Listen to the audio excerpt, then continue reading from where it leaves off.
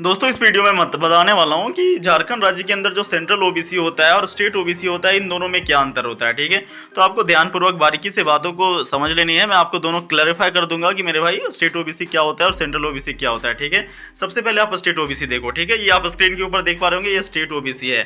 अब state OBC के अंदर आप गौर करोगे तो स्टेट ओबीसी का जो रेफरेंस नंबर होता है, एप्लीकेशन नंबर होता है, वो होता है JH, इसका कोड। ठीक है, ध्यान रखिएगा, इसका कोड जो होता है वो JHCOB होता है। ठीक है, JHCOB होता है। और जो सेंट्रल ओबीसी होता है उसका कोड JHOBCH होता है। ठीक है, यही सबसे पहला पहचान हो गया।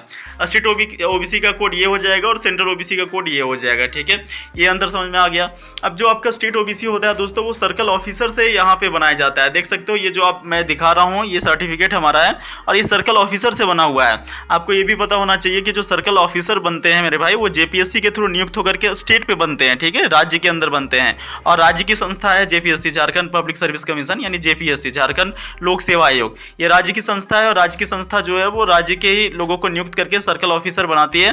ठीक है, और ये जो सर्टिफिकेट जारी करती है वो क्या कहलाता है, झारखंड स्टेट ओबीसी सर्टिफिकेट कहलाता है। ठीक है, वही मेरे भाई सेंट्रल यानी केंद्र स्तर की जो सरकार होती है, जो इंडिया का गवर्नमेंट होता है, भारत सरकार होता है, उसके द्वारा भी झारखंड राज्य में कुछ कर्मचारी नियुक्त किए जाते हैं। और वो कौन से कर्मचारी होते हैं, तो डीसी होते हैं। ठीक है, सबसे पहले तो डीसी होते हैं और एसडीओ होते हैं। ठीक है, ये दो प्रमुख कर्मचारी होते हैं जो सेंट्रल गवर्नमेंट के होते हैं। अब भाई सेंट्रल गवर्नमेंट के ये कर्मचारी हैं, तो ये जो सर्टिफिकेट जारी करेंगे वो क्या कहलाएगा, ये क्या कहलाएगा, तो सेंट्रल गवर्नमेंट का ही सर्टिफिकेट कहलाएगा, यानी सेंट्रल ओबीसी सर्टिफिकेट कहलाएगा। ठीक है, तो मेरे भाई जो कर्मचारी सेंट्रल गवर्नमेंट है, सेंट्रल गवर्नमेंट के हैं और उनके द्वारा जो सर्टिफिकेट जारी किया गया वो आपका सेंट्रल गवर्नमेंट का सर्टिफिकेट यानी सेंट्रल ओबीसी सर्टिफिकेट कहलाएगा।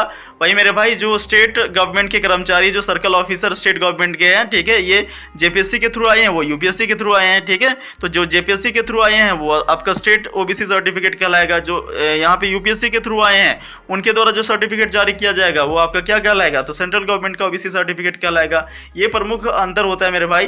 ठीक है, ये प्रमुख अंतर होता है और ये भी मैंने आपको बता दिया कि कोड क्या होता है। तो कोड आपका स्टेट ओबीसी के अंदर JHCOB होगा और आपका सेंट्रल गवर्नमेंट के अंदर JHOBCH होगा। ठीक है, तो भाई सबसे पहले तो आप सेंट्रल ओबीसी बनाने के लिए करोगे क्या, वो मैं आपको बता देता हूँ। ठीक है, सबसे पहले तो मेरे भाई आपको बनाना पड़ेगा आय। ठीक है, आय बनाना पड़ेगा।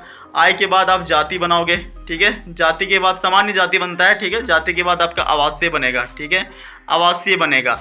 ये तीनों बन जाने के बाद फिर आपका बनता है स्टेट ओबीसी। ठीक है, झारखंड राज्य का ओबीसी, जिसका कोड मैंने बता दिया JHCOB बनता है। ठीक है, ये आपका कोड बनता है। अब झारखंड राज्य का ओबीसी बन जाने के बाद मेरे भाई आपका सेंट्रल ओबीसी बनता है। ठीक है, सेंट्रल ओबीसी जो किसके द्वारा, एसडीओ या फिर डीसी के द्वारा बनता है। क्यों बनता है भाई, क्योंकि ये भारत सरकार के कर्मचारी होते हैं, यूपीएससी के थ्रू नियुक्त होकर के आते हैं। इसका कोड क्या होगा, JHOBCH।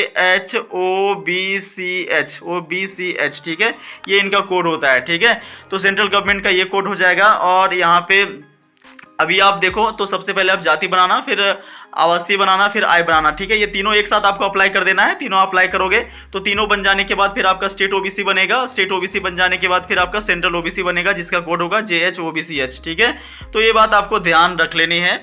आशा करता हूँ आपको सब कुछ यहाँ पे क्लैरिफाई मैंने कर दिया है। फिर भी भाई इसके रिगार्डिंग किसी भी प्रकार का कोई भी प्रश्न हो तो कमेंट बॉक्स में पूछ सकते हो। बाकी आप सभी दोस्तों को वीडियो पूरा देखने के लिए बहुत बहुत धन्यवाद।